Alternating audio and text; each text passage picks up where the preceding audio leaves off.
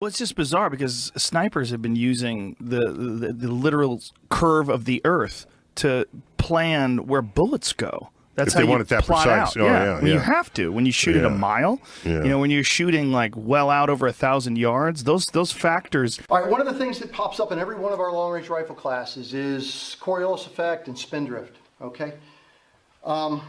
It's in every ballistic program. It's out there. It's in some manuals. And it's theory, okay? Here's where I'm coming from. I was on several long-range rifle and sniping type web pages where there's interaction between the folks that are on them. And a question came up from a kid that was a brand new Army sniper. He was getting ready to go to sniper school and he was worried about how he was going to pass this course. So of course he put it out there to any Army snipers, hey, what am I going to get to go through? What do I need to work on? And one of the answers he got really pissed me off. It was, you need to worry about Coriolis and spin drift more than anything else. Now, given the plethora of other information, mathematical equations on range estimation, sight alignment, sight picture, breathing, trigger control, follow through, prepping for the next shot, all these things result in quality accuracy downrange if you do them properly. Coriolis and spin drift are theory. Okay, whether you want to agree to this or not, it's somebody's mathematical theory. You have to when you shoot at a mile. So as the bullet leaves the barrel of the gun, the earth is still rotating, and the bullet is not rotating with the earth. So the earth will actually rotate out from underneath of the bullet while it is in flight. Whether you want to agree to this or not, it's somebody's mathematical theory. We are all moving with the earth at 800 miles an hour. So as the bullet leaves the barrel of the gun, the earth is still rotating, and the bullet is not rotating with the earth. We are all moving with the earth. You have to when you shoot at a mile. You apply the fundamentals of marksmanship properly, crosshairs where they need to be, do the right dope on the gun, fire the shot effectively, you're going to get a good hit on target. We're back to the errors involved at the ranges again. We'll use 500. Doesn't matter if you are 1.5 inches left or right of your aim point, in this case at 500 yards. Absolutely not. Still a killing shot. At 1,000 yards, 10 inches may have an effect, but I'm back to the wind again. Is it not you calling a bad wind call, or is it spin drift? We don't know. Now, the problem with the standard theory and Rod's theory, or Storm Mountain's theory, is we can't test either side of the coin. We basically need a 1,000 yard indoor range with 100% no wind conditions inside that to prove this fact, or theory I should say. It's not available to my knowledge. I know of no indoor range with no wind conditions in the country or the world, and I've shot on a bunch of ranges. For that matter, I say apply the fundamentals of marksmanship, dial in your wind properly, which is the big issue, shoot your shot, and adjust off of that. Thanks very much. Remember to subscribe to the YouTube channel. Check us out at stormmountain.com or smtc.us. We look forward to seeing you in long gun courses in the future. Take care. So the earth will actually rotate out from underneath of the bullet while it is in flight. I'm not going to talk about how this guy did the Red Bull jump and somehow the earth didn't rotate out from under him. I'm going to talk about something that I know about. I was in the military, in a Ranger battalion, in a long-range reconnaissance surveillance unit.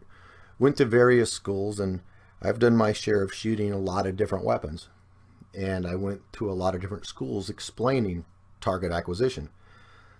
Even after my military service, I continue to be a firearm enthusiast, and I reload my own ammunition, which means I have a very good understanding of internal ballistics. And also, when it comes to in the field, I can use my reticles and calculate yardage and calculate compensation and compensate for the wind quite well. I know how to use a reticle to determine yardage and use that to hit a target in high wind.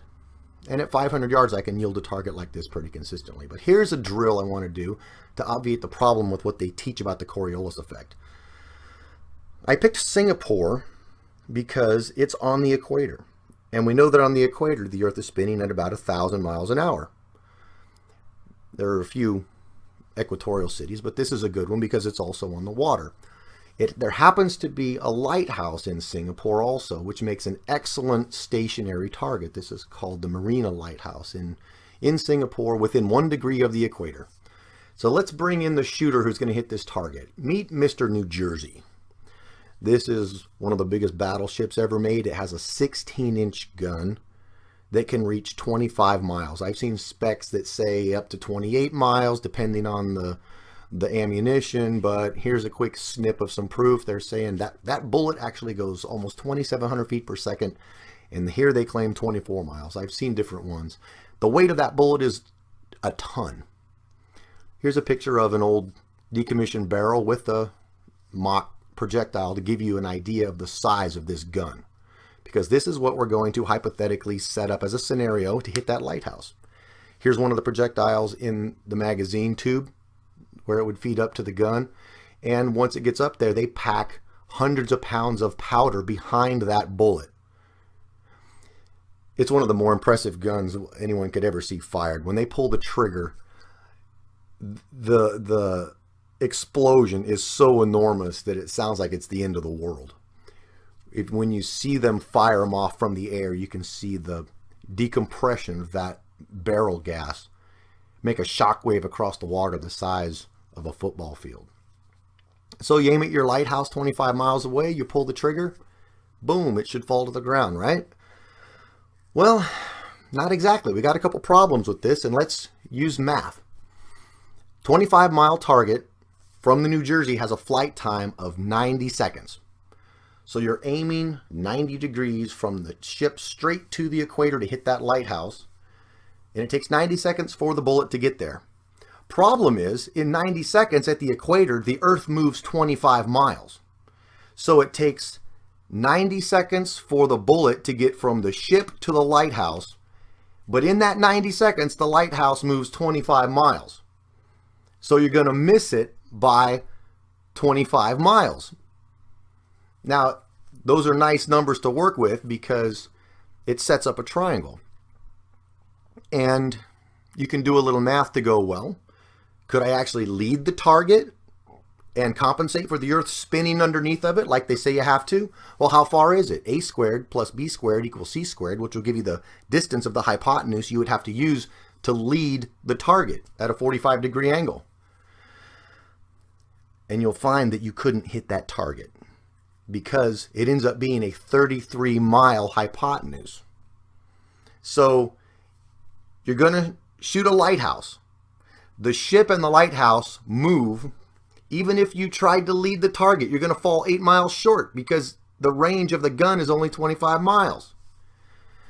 Think about that, people. I don't think that this ship misses targets. I don't think it's 25 miles off when it shoots at a target 25 miles away. You have to use your brain and just think about some of these things that obviate that they're full of crap.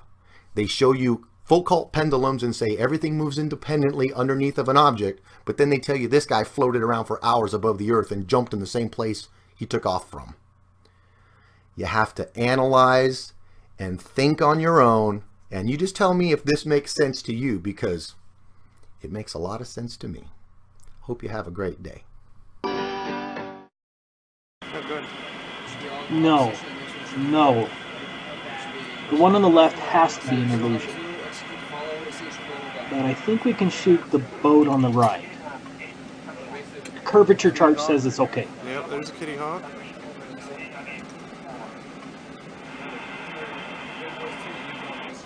Certainly not that one. That's a refracted image of a boat that's hidden below 50 feet of water. Stupid flat earthers actually think that's a boat there.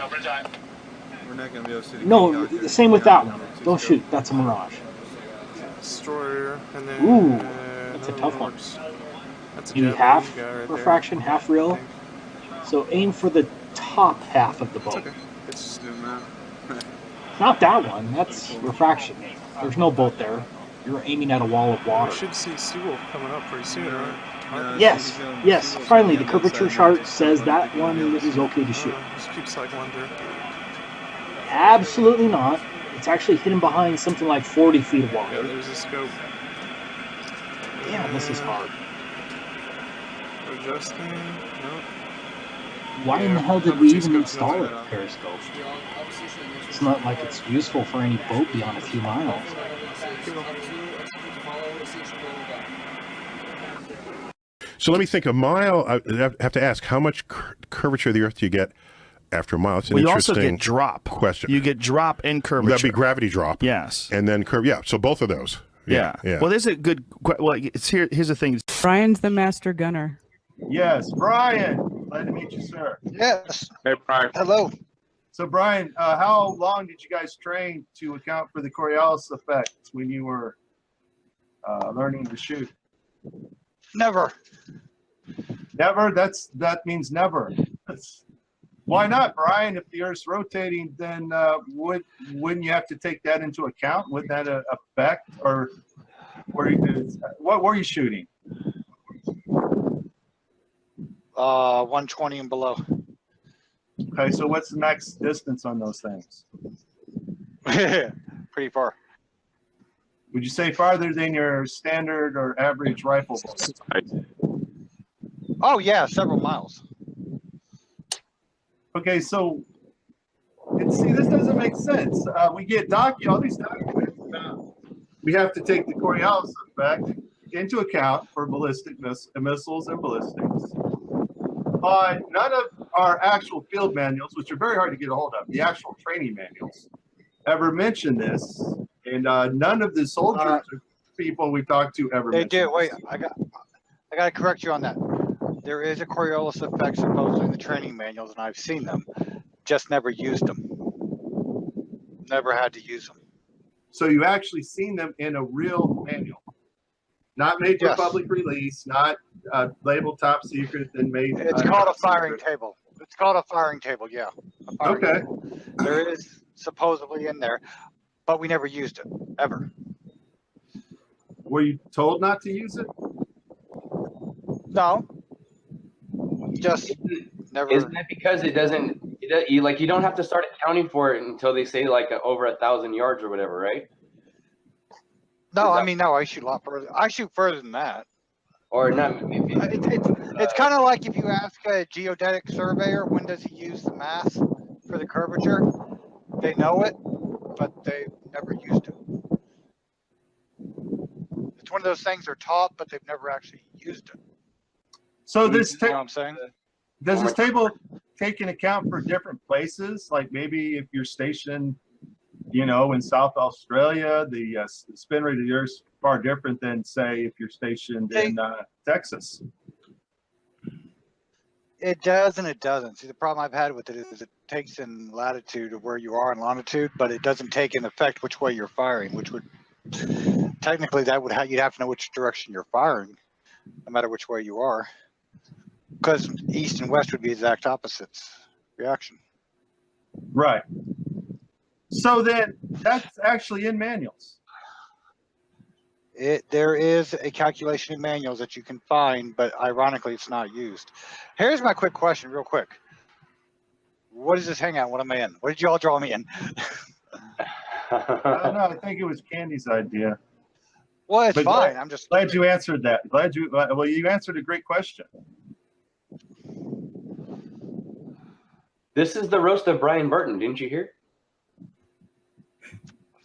Yeah, he's here. Oh, I don't give a shit. You roast me all you want. I don't care. I'm just curious. Here's the thing, okay? There is calculations in the manuals and all that. However, it's just like my tanks. In the tanks, they have computers that calculate all this shit, supposedly. We got gyros and everything else, okay? However, when, for lack of better words, I don't know if we're live or not, when shit hits the fan, I have manual ways of doing things, and nowhere do I put in where I am on the planet, as they call it, or which direction, or Coriolis effect, or anything else. Nowhere do I ever do that in manual calculation. There is a formula to do it, but never had to do it, and I've never missed, so I'm not too worried about it. So no, I do not. Those stories of snipers taking effect and all that never happen. And I've known snipers, and they've never done it either. So these are your YouTube Gunworks type snipers that shoot tin cans out in the backyard. Okay, I'm talking about military grade snipers that actually shoot. So the military grade snipers do not take into account the Coriolis effect. I've asked. I've never met one to actually do it. I was talking to a Marine on Saturday at the meetup with Jaron in Palmdale, and he's still does he's an instructor, and he's still not for the military anymore, but just private. Right. And we were talking about like the Coriolis and the curve of the earth and spin of the earth and all that, and he was just it's a bunch of crap. It is. It's a bunch of crap. So then, if that is in your manual, Brian, then do they explain in the manual how an aircraft would be able to land again if they have given you calculations for the Coriolis effect and ballistic firing? No, see, here's the funny thing. They don't really explain. So when I calculate where, excuse the animals, when I calculate where a round goes, they give us this formula, and there is a spot to put, quote, your latitude, longitude, but when you do the math and all that, it's irrelevant. It's almost doesn't matter. It doesn't matter. There was no difference. So the natural interpretation, and even Einstein admits this, Mach admits this, Born admits this, the natural interpretation is that the Earth isn't moving. So how do we get out of that? Well, you invent special relativity. It's a dummy equation. Called the Lorentz transform, and it's probably the most famous equation used in physics today. It's a dummy equation. Does anyone expressly admit that, hey, we had to come up with this contraction effect because otherwise we're stuck with a motionless Yes, Earth? the very guy who invented it. They don't tell you that. They just, this is what you do, and this is what we do. And we do go through this stuff, but you never take effect of where you are on the, I'm going to have to use global terms, sorry, where you are on the planet and which direction you're facing and how high up you are, and the calculations aren't there. It's almost a dummy equation in there. You don't need it. You really don't. I've never had to use it and never had a problem. Okay. Well, that is interesting, Brian. I appreciate you sharing that with us. You know, and that's my thing. If those calculations were needed, then my thing is airplanes would also be affected. And exactly. Airplanes would need it. Helicopter, balloons, all kinds of things. And there's no way a helicopter, airplane, or balloon is going to land on something that can spin much faster than what it's rated to fly. And also, you got to figure too, think about a guy on the ground. There is no way he can calculate or have the instrumentation, not only to figure out where he is exactly, but which direction he's firing, and to do the calculation for how fast it's turning. And that's a heck of a math problem. Maybe a computer could do it, but a guy on the ground, nah. So have you been in combat situations before? Yes. And so when you're in combat situations, isn't reaction time important? Yeah, if you don't react, you die. It's pretty simple. Okay, so you probably wouldn't have the 10 minutes or so to sit there and figure out all that out, would you? No. No, our manual, the way I fire my tank manually and all that, no, we set everything up prior for a manual shooting. But like I said, once I go to manual, there's no where I am on the planet. There is no which direction I'm firing. Is it going north, east, west for the spin or anything? It's not there. None of it's there. And you've never had issues, no matter where you're at, not calculating the Coriolis effect? Never. And one of the answers he got really pissed me off. It was, you need to worry about Coriolis and spindrift more than anything else. Now, given the plethora of other information, mathematical equations on range estimation, sight alignment, sight picture, breathing, trigger control, follow through, prepping for the next shot, all these things result in quality accuracy downrange if you do them properly. Coriolis and spindrift are theory, okay? Whether you want to agree to this or not, it's somebody's mathematical theory.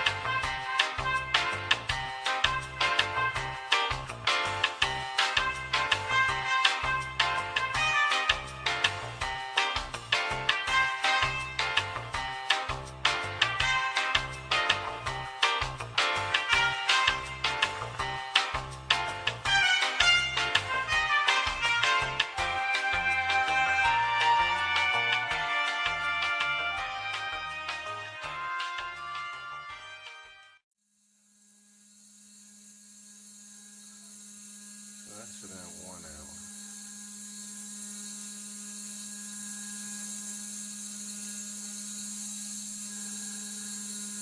And the rotor axis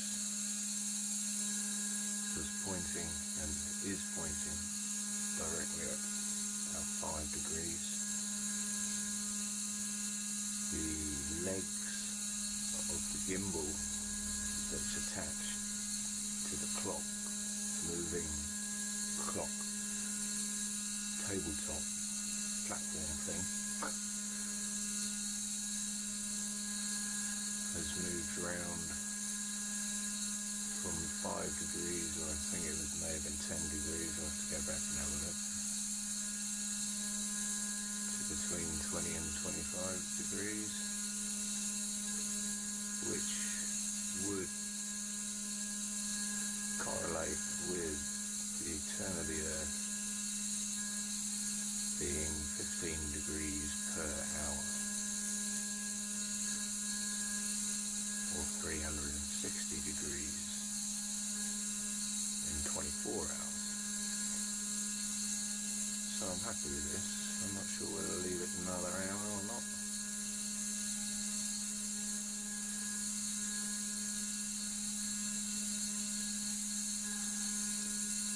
I'll just set it up more rigidly, but for all intents and purposes it seems to be resisting the friction in the bearing. This is an unoiled, non-ball bearing pivot on the bottom of the gyro. I think it's copper maybe, or brass.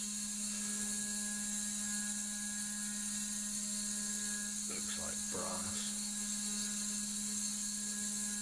I'm talking quite slowly because any movement in here might rock it, and I don't want to jog it or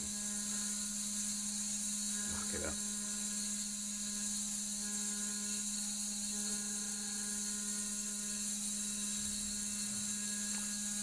I'm going to leave it for another hour, see how it gets on. So there we've got a record.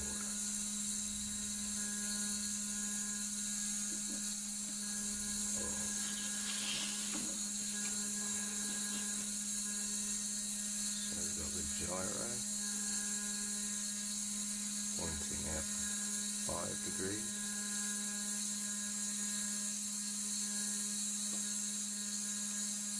And the gimbal leg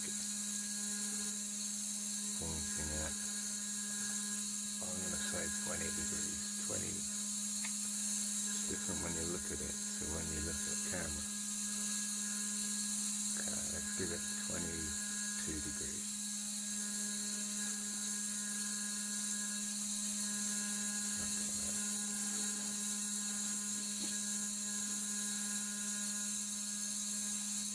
And that was at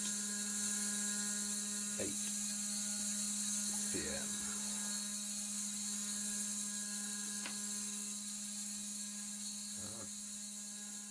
Later.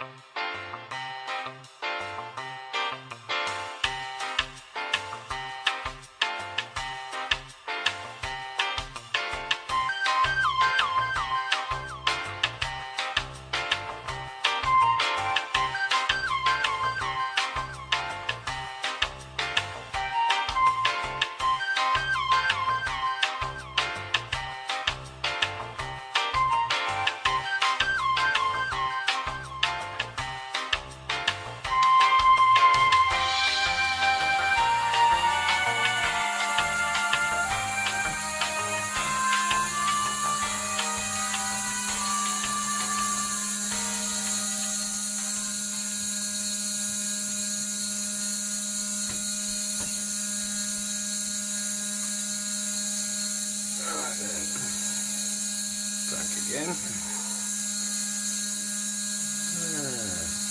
So we have the gimbal leg is pointing at 35.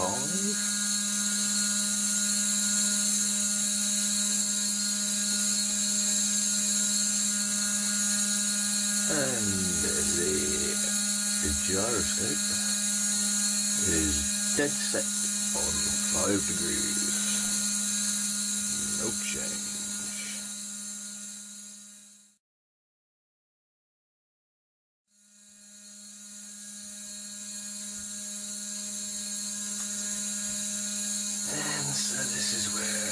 Everyone thinks it could be faked a million ways, and of course it could. So this is where people say that this is rigid, it's holding it in place. Well, it's not. It's when they say it's stuck. So we move it this way, and we move it that way to show it's not stuck.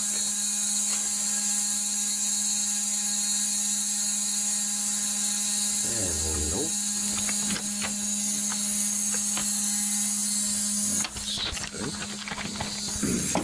that's all it, isn't it? And that shows it's not stuck to that.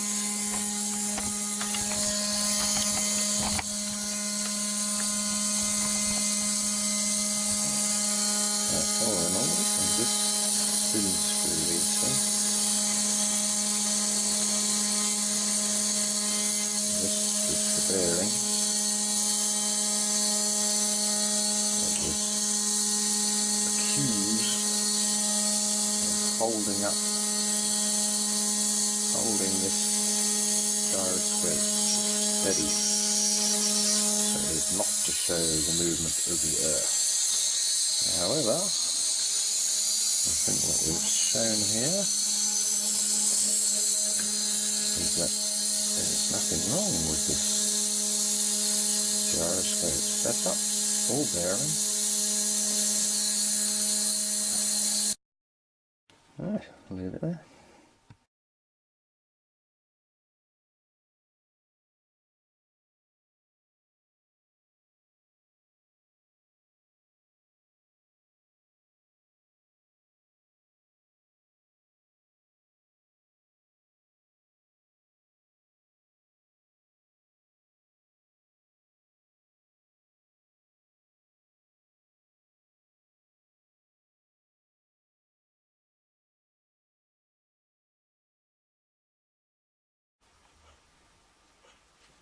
Alright then, so experiment 3 effectively.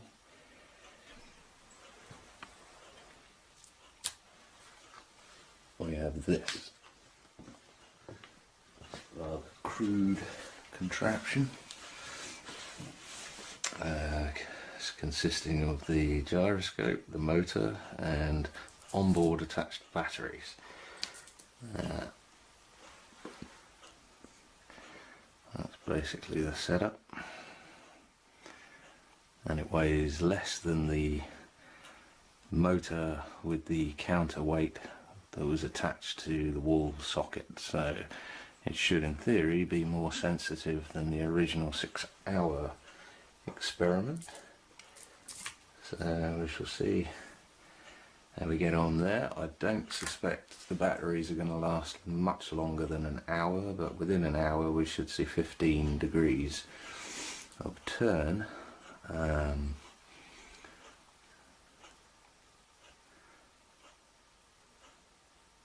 So I think we'll kick that off and see how it gets on. But as you can see, the wire is there, there's no wires attached, it's freely flowing, and yeah, see how it gets on.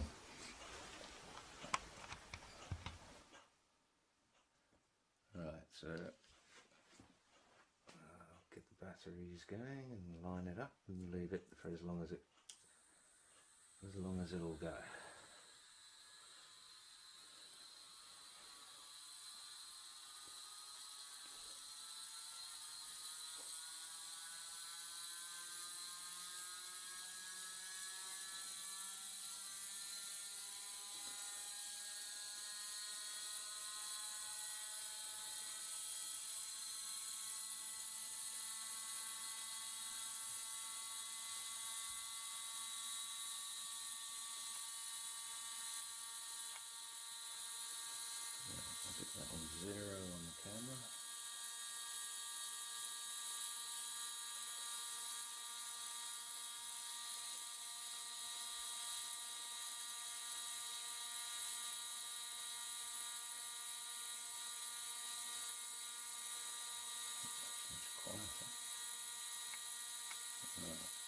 clock there.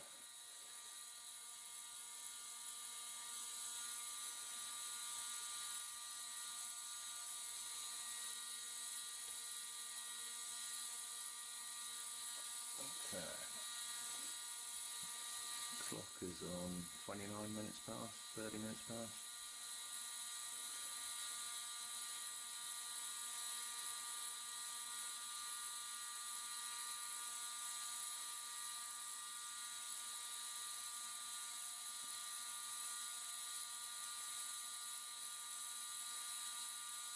I can see the camera doing some funky things with autofocus, which is why it looks like it's shifting left and right. But,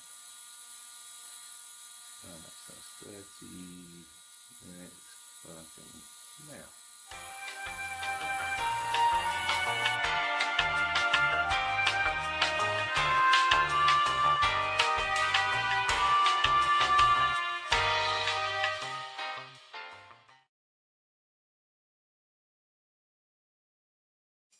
Okay, that's been over an hour. As you can see, there's no movement.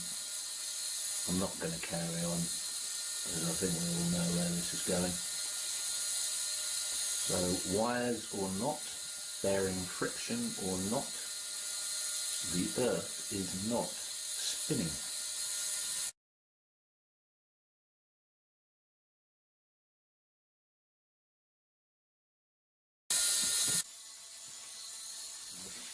Got the setup. Got it running.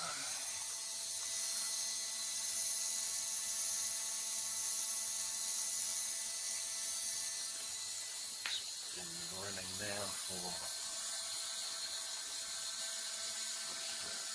nearly half an hour. 26 minutes.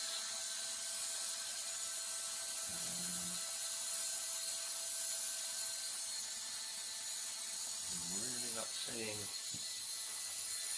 any movement at all.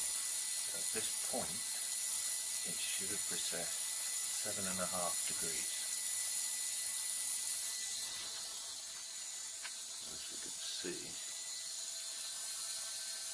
it's not precessed at all.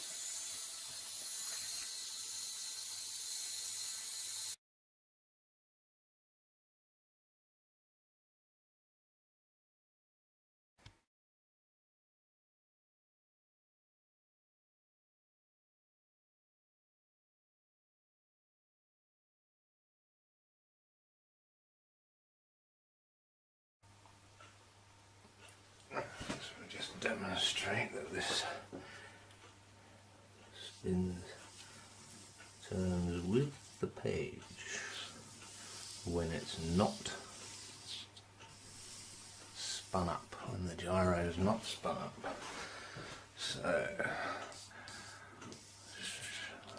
let's spin it up and then I'll show you how it keeps its position.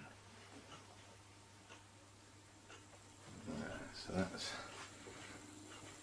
just spinning up there now, you might be able to hear it.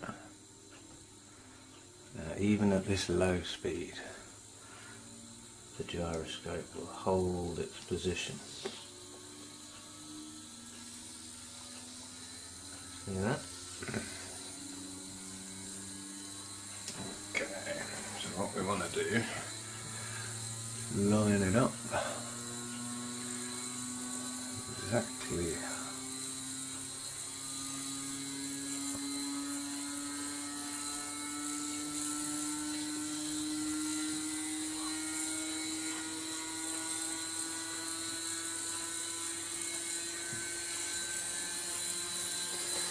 okay.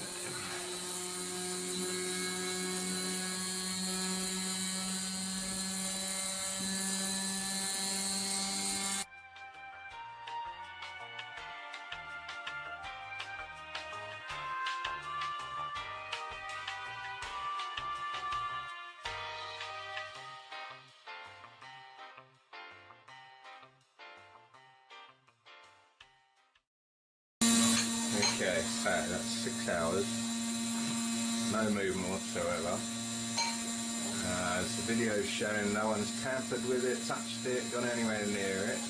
So what I'm going to do now is move the protractor underneath it and simulating the movement of the Earth, just showing you that it's not fixed or glued or whatever other craziness you think I might be pulling. So, can you witness this? Yeah, I'm with you. I'm with you. Thank you. So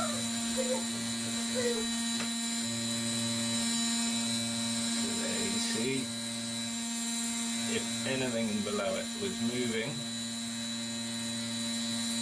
it would maintain its position with rigidity in space, and we've started it off there for 6 hours and we have no movement whatsoever.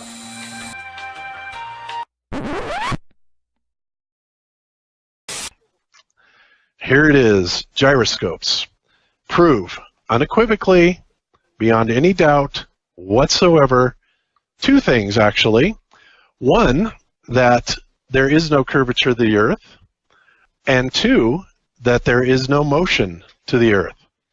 Now I'm all ready for all of the backlash and all the stuff like that. And in fact, one of the first people I'm going to go on is there is this wonderful video done in total ignorance by Lord Stephen Christ, who comes on and he says, well, got news for you guys. Gyroscopes have this thing called Schuler tuning on them. And it is because of this Schuler tuning that it proves beyond any doubt whatsoever that the Earth is, of course, concave. That would be his take on it. Not only does it not prove that it's not concave, it also proves that it's not convex either.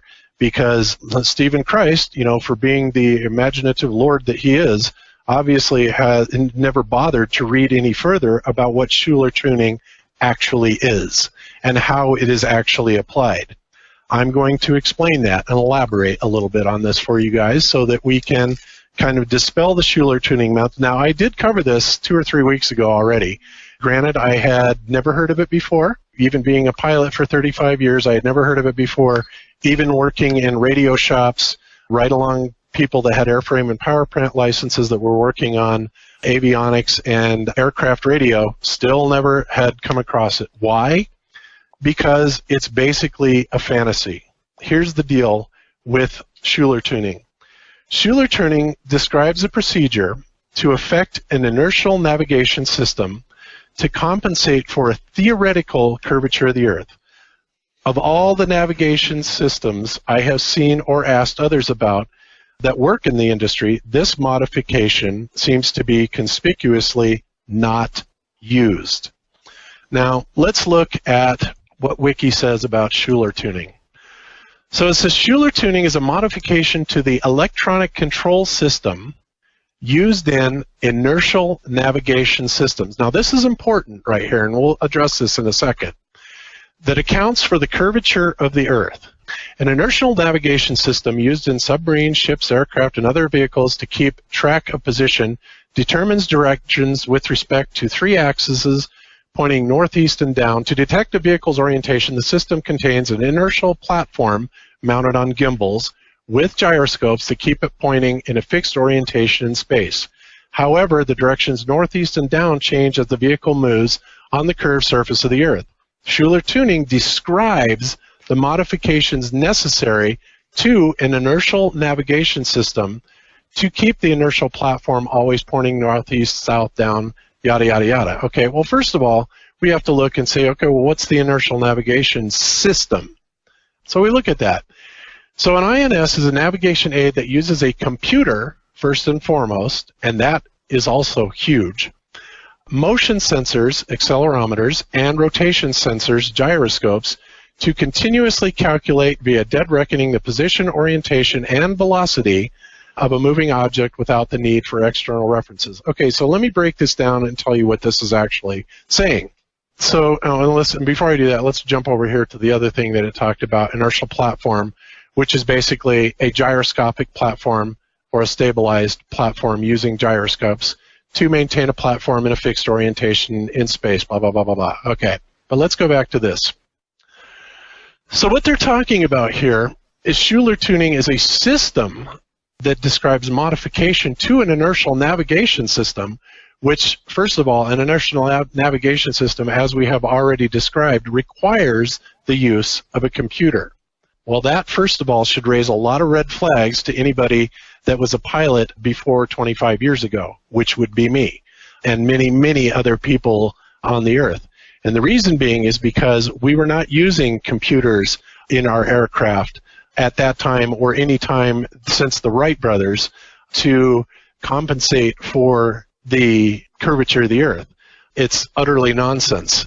So what it's doing, what they're saying is that this modification brought about by Schuler tuning, which is using a computer to affect a navigation system. Now, first of all, let me tell you what the navigation system is that they're describing.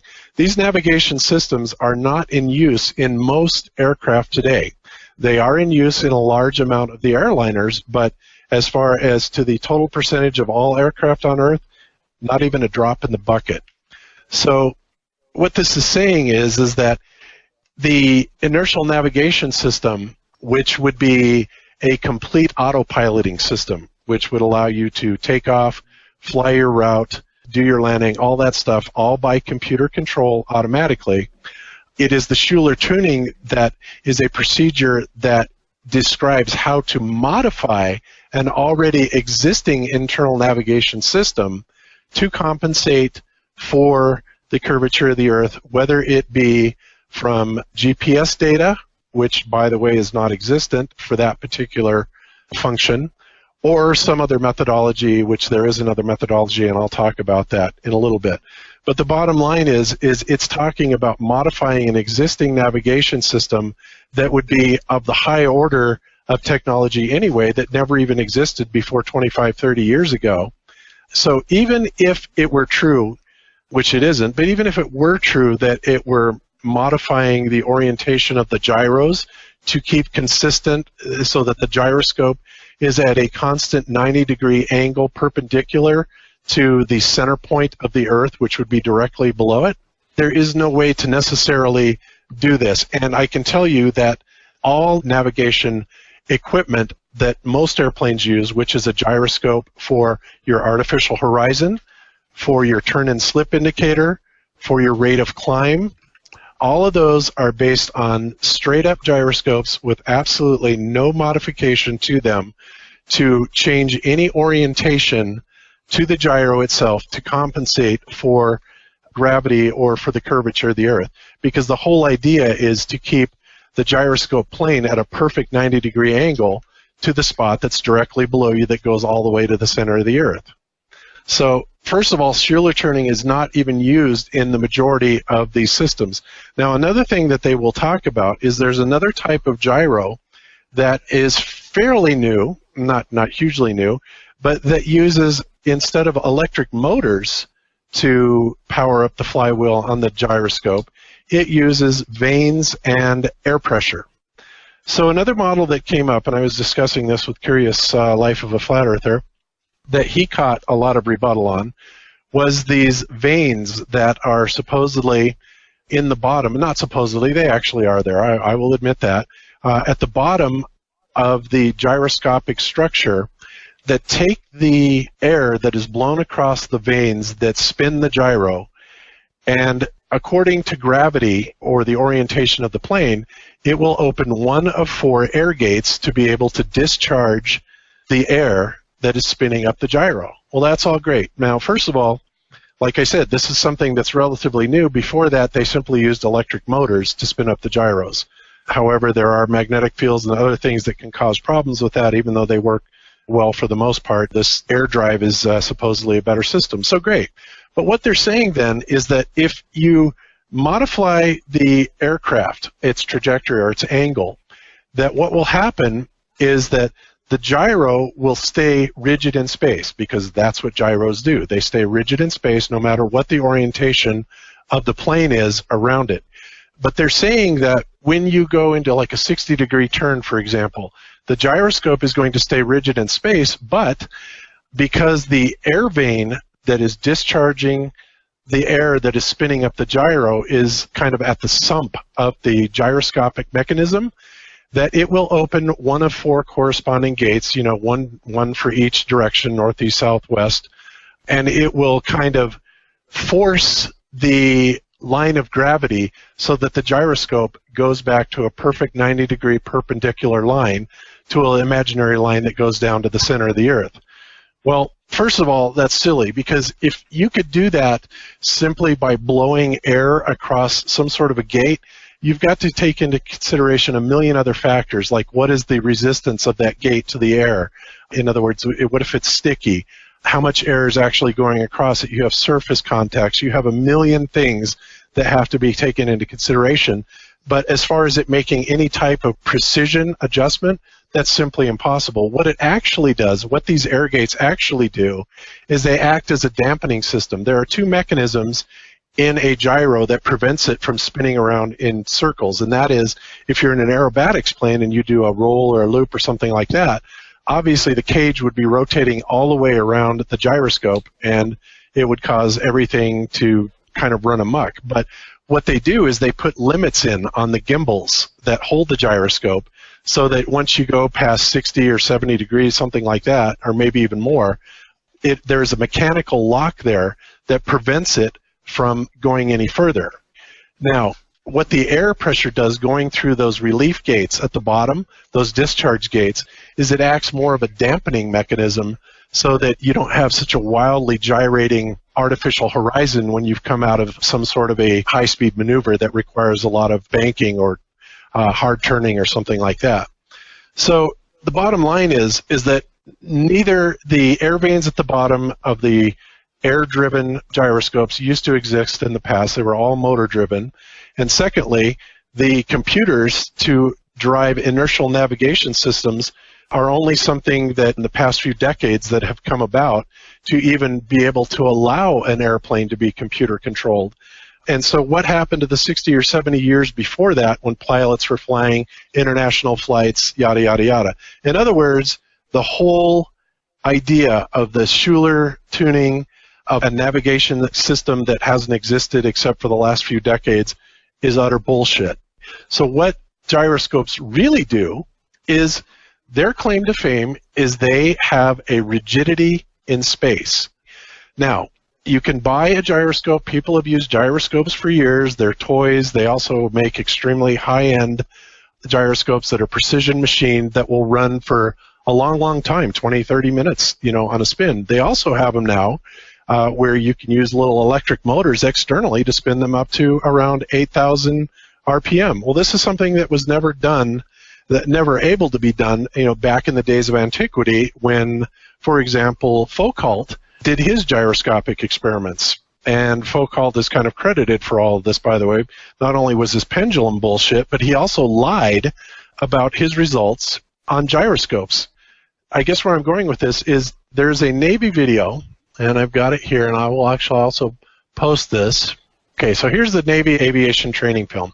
And what they say in this makes perfect logical sense for any gyro.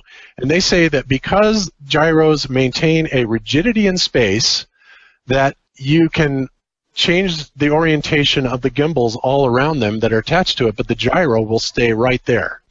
So Foucault allegedly did an experiment where he and his cheesy 200-year-old gyro, supposedly, he was able to spin it up and actually see precession in the gyro, which would have indicated and proved motion, angular motion most specifically, brought about by the rotation of the Earth.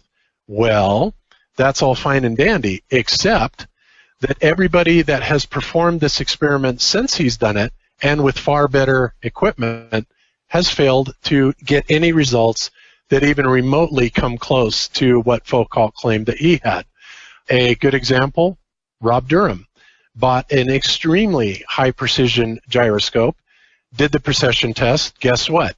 He let it run for, well, quite a while, and he had calculated the precession based on his latitude, and of course the gyroscope did not move at all. There is another guy, Yeoman P, that here's his video, where he let it run for 6 hours, and it detected absolutely zero motion. Well, a lot of people came back and their debunks was, well, the gyroscope simply was not sensitive enough to measure this movement of the Earth, which is, of course, ludicrous, because if Foucault could do it several hundred years ago with his cheesy gyroscopes, the notion that we couldn't replicate it today with high-end 21st century engineered gyroscopes, and also we have the advantage of motors, which will keep that gyro spinning continuously, and we still cannot duplicate it. That tells me that Foucault lied. It also tells me that if in our airplane, going back to my Cessna that I rented years ago when I was first getting my private pilot's license, you know, that had a gyroscope in it that had to be calibrated on the ground. In other words, you cage the instrument while you are on the ground, and caging is simply nothing more than setting the azimuth into the gyroscope while it's calibrated on a level surface on the ground. And when you cage it, that's the last place that you calibrate your gyros. Once you take off, the gyros continuously run, and the only thing that you correct is heading due to magnetic declination. And this is something that's a routine practice for pilots. But the bottom line is that if there were any curvature at all, not only would the gyroscope detect it in an airplane, it would detect that ridiculous amount of curvature that I was talking about earlier, that you'd have to be compensating at the rate of 2,800 foot per minute in a standard jet airliner. But guess what? The gyroscope simply does not detect that. Why doesn't it detect it? Because there's no curvature to the Earth. End of story. There's so many things that prove this, and anybody that thinks that there is any modification going on to the gyroscopic mechanism itself that is modifying for the curvature of the Earth is deluded, and they simply have not done their homework and looked into these strange phenomena that everybody's touting called Schuler tuning, or the air discharge vanes at the bottom of the gyroscopic gimbal structure. Doesn't exist. Doesn't exist. Didn't exist 30 years ago when I got my pilot's license. You are never, ever trained to compensate for Coriolis, curvature of the Earth. You are never trained on the instruments. In fact, it is the very nature of the instruments to fight any sort of curvature or turning away from anything that is perfectly flat level. There are a million people that are going to come back with a million rebuttals to this, and I say bring them on, because whatever you bring back, I would suggest you really research it deeply. And then fine, if you find something that's great, present it to me. I will be happy to personally debate this with you, because for the last 3 weeks I've done nothing but research this. And I'm telling you, the gyroscopes, contrary to the people in the chat that are claiming that they prove the ball Earth, do anything but that. They prove the flat Earth. Not only do they prove the flat Earth, but they prove the motionless flat Earth. So any comments, guys? It's a possibility.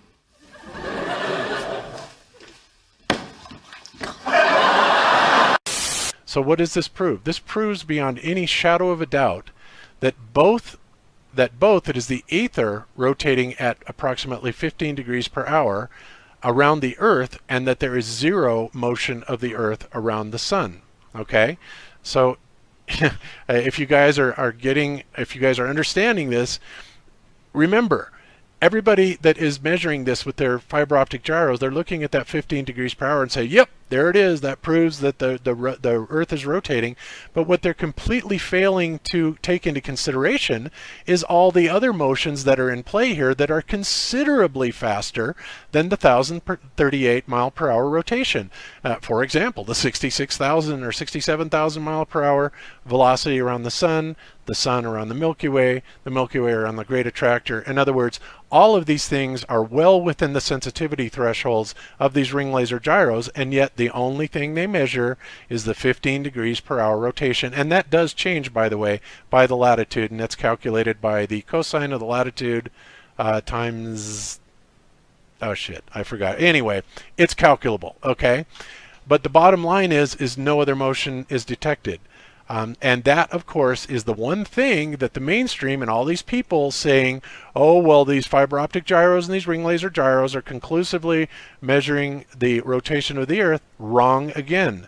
It is not what's happening, because there would be several other velocities in there that would heavily skew those readings because of the velocities involved being highly, well into the threshold of detectability of the ring laser gyro. So the conclusion of all this is that a lot of you remember Mark Sargent talking, reading the letter from the pilot that was talking about how the Adiru alignment calibration module unit had failed, and then he was told by air traffic control to essentially just go ahead and take off, and since he wasn't going out of radar range anywhere, that he could just check in and make manual adjustments manually. Well, to the pilot's surprise, there were never any adjustments to be made. It was always right on the money. And of course, the reason for that is because, again, it was not having to compensate for rotation of the Earth, but rather the heavens above. Therefore, it really didn't affect what was going on inside the cockpit. Now, that gets into a little bit more of a complex explanation, but and I will explain this at some point, but I think I've probably gone to my limit about people's attention span today. But all I wanted to do was point out that it is quite impossible that we would only be detecting one rotation of axis with the fiber optic or ring laser gyros when we have several other velocities going on. So that's it. Hopefully you guys understand it. If not, we'll try and elaborate on it more. But you know, it's conclusive, guys. Our own experiments tell us straight up that the ether is rotating around the Earth and that there is no tangential velocity around the sun, period, end of story. Comments, you guys?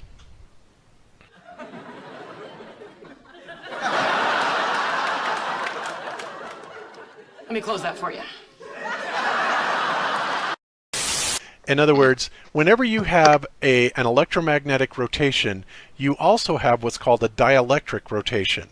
And the dielectric rotation is always at 90-degree perpendicular axis from every single point from the EM field itself. So you have this toroidal EM field, and no matter where you take a measurement or a sample of it, there will always be a 90-degree dielectric rotation. This is called counter space, okay? Now this is where, a lot of people have a hard time getting their head around this, and this is covered in electrical engineering, but it's basically this kind of, I guess you could look at it as kind of an alternate dimension, if you will, where the sun is actually drawing its energy from, is this counterspatial dielectric field. And remember what I told you guys about magnetic fields. All magnetic fields also have a dielectric component to them as well as an electrical component. We know that when a magnetic field cuts across a conductor, it induces a current flow of electricity. Conversely, there's also this dielectric field, which is the ether, which is the counterspatial force that's there. So we said, okay, so let's see if we can influence this alleged rotation of the Earth or the sky or whatever. And so we devised this experiment with this Helmholtz coil, with the idea being that if we can generate a magnetic field, we also know that that's going to affect the dielectric field as well. In fact, if we get enough power behind it and get it in close enough proximity, it will absolutely interfere with the dielectric or etheric field that the light itself is propagating through from the fiber optic gyro. So Rick built it, we hooked it up, fired it up, and lo and behold, as soon as we turned that Helmholtz coil on, the readings of 15 degrees per hour just went to heck. It just completely screwed with it. Well, that's a problem, because if we are able to affect it magnetically / dielectrically, then that tells us that it's not the motion of the Earth that's simply causing the phase change in the light, right? It's actually the dielectric field that we are influencing.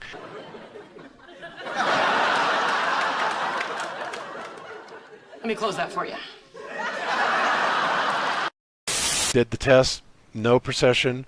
Rob Durham did this, in a multitude of ways, no precession. In other words, every time they cry about, oh, you didn't do this, or you did it wrong or whatever. Once again, they never, like Charles, oh, well, you just misunderstand it or you did it wrong. When are you guys going to show us the right way to do it, where we're actually going to see these precession and these gyros? When are you going to show us your experiments instead of armchair quarterbacking? That's all you do. That's all you have, and name calling is all you have, and frankly, it gets a little old. That's why when we come out with these results that we're going to be hitting the universities directly and then the scientific community with these results. And, you know, somebody somewhere is going to look at it and listen and go, oh my God, you know, we're not appealing to the trolls. We already know what your function is, and we already know that either you are complete idiots or your cognitive dissonance is at such a high level that you'll never come out of the matrix, or you're simply being paid to try and debunk this. But you know what? Things like what I presented today are not debunkable. And not only that, it's been proven for over 100 years. And modern day technology is even proving more that there is no lateral motion around the sun, period. Yes, there is a rotational vector that's going around the earth, but it is absolutely conclusively proven that it is coming from the heavens, the dielectric energy of the stars themselves, and not the earth's rotation underneath them. So, you know, I'm sorry to go on this rant, but, you know, these trolls really piss me off sometimes because, you know, all they can do is armchair quarterback, tell us what we do wrong, and never, ever do they provide any conclusive evidence to the contrary. All they can do is post links about what NASA says or what the mainstream says, and they act like they're big smarty pantses because they found this and they can, you know, show it to us, you know, like it means something. You know what, guys? Give it up. We're actually looking for our own truth, and we're doing it the best way we know how with the resources that we have. And you know, I'm sorry, but we're ripping you a new one. You're losing this battle, and it's about time you rid yourself of cognitive dissonance and start, you know, smelling the coffee here. How are you going to go into work tomorrow? How are you going to face the other science guys? How are you going to face yourself?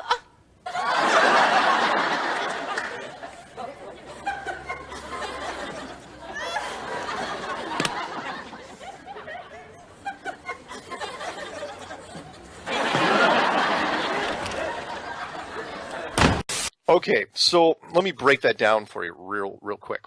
So inside the gyro system that he was talking about, the gyro system, in this case, the black box, was made by Honeywell.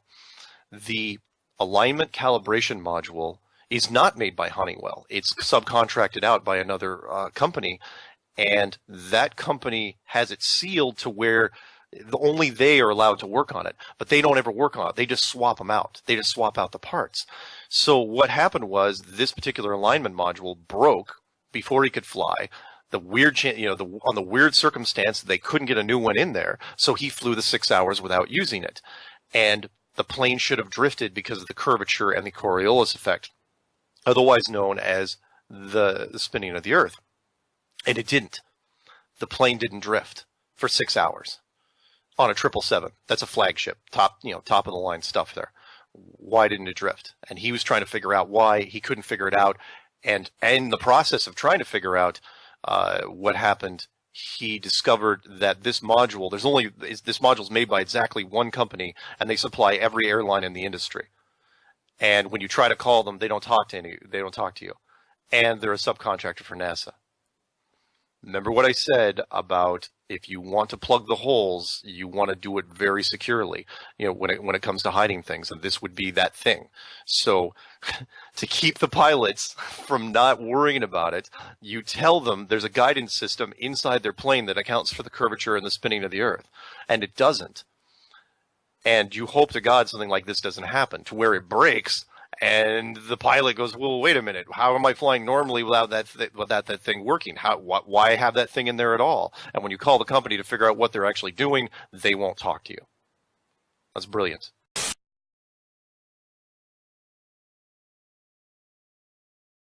To recap, if it is the telescope that is moving, then when it is filled with water, it has to be tipped further to see the star.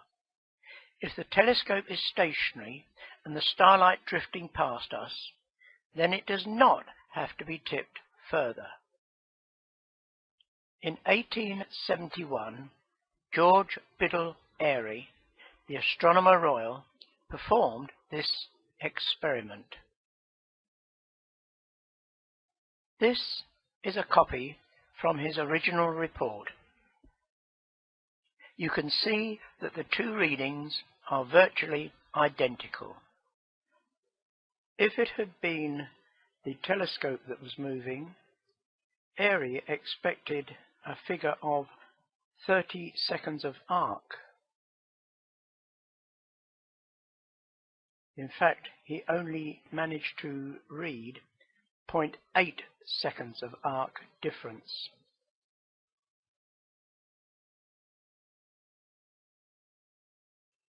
Bradley first discovered stellar aberration, and it is interesting that in his report Airy mentions that it was now about 100 seconds of arc and that it was still slowly diminishing.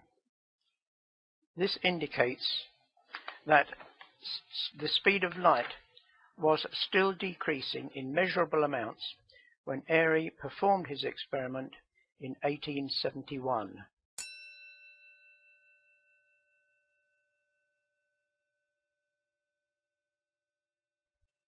Bradley first discovered stellar aberration, and it is interesting that in his report Airy the result of Airy's experiment, known as Airy's failure, was that the telescope does not have to be tipped further. This proved that it was the incoming light that was moving past a stationary telescope fixed to the stationary Earth. What is interesting in his very brief report of only 4 pages is that not once did he refer to the astonishing results that the experiment proved.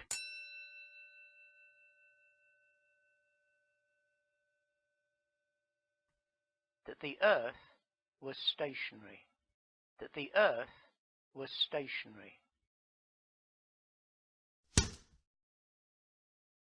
This experiment was also dismissed by Wikipedia, which said, Ether drag test, under the main article, Luminiferous Ether.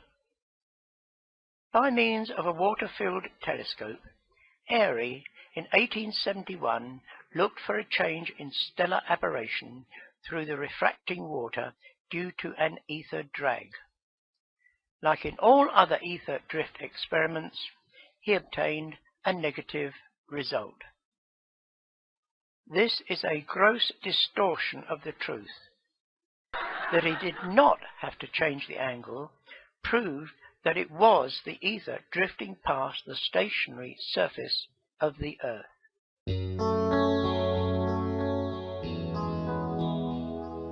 Well, there you have it, everyone. Peer-reviewed, just what people want to see. So why is this ignored? Well, you know why this is ignored, because this definitely tells you that the Earth is not moving. In fact, no experiment ever has shown that the Earth moves.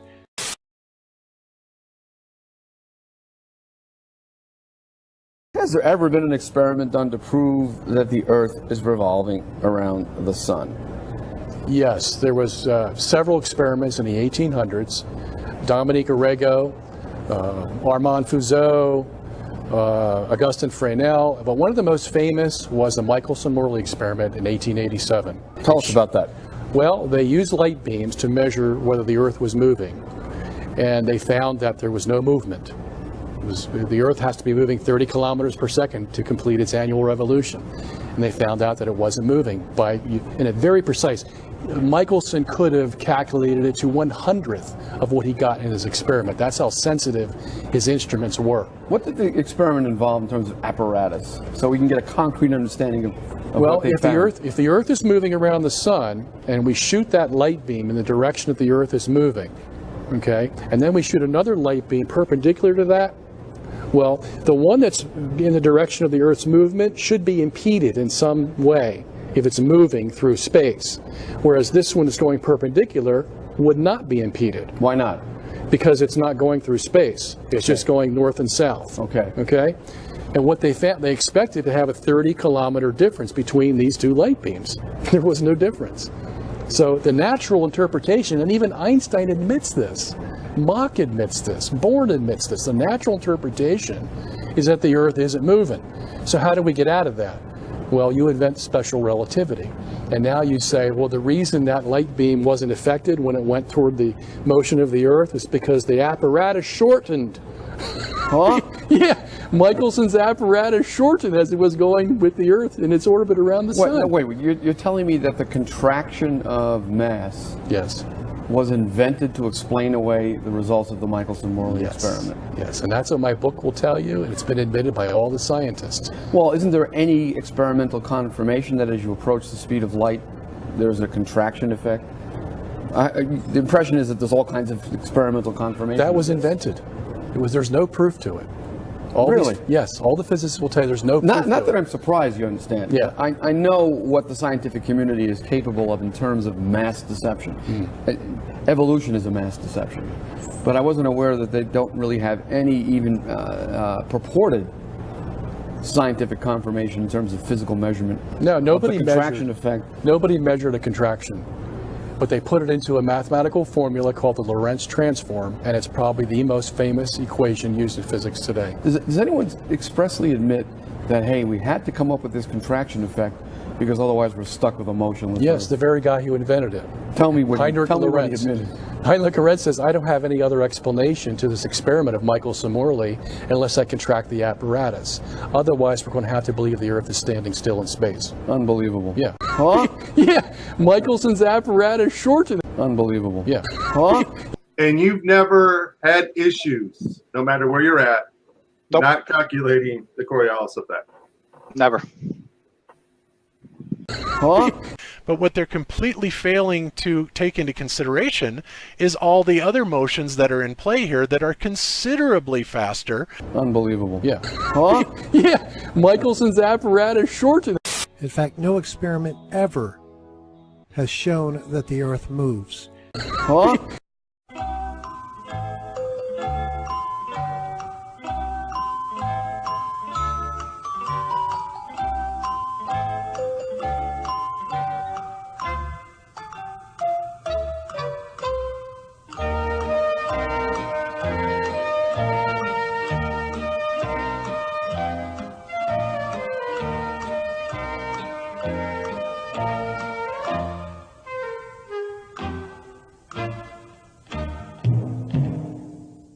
Huh?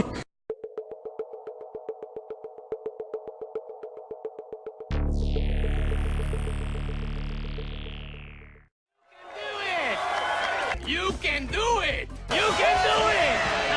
You can do it! You can do it. You can do it! You can do it! You can do it! You can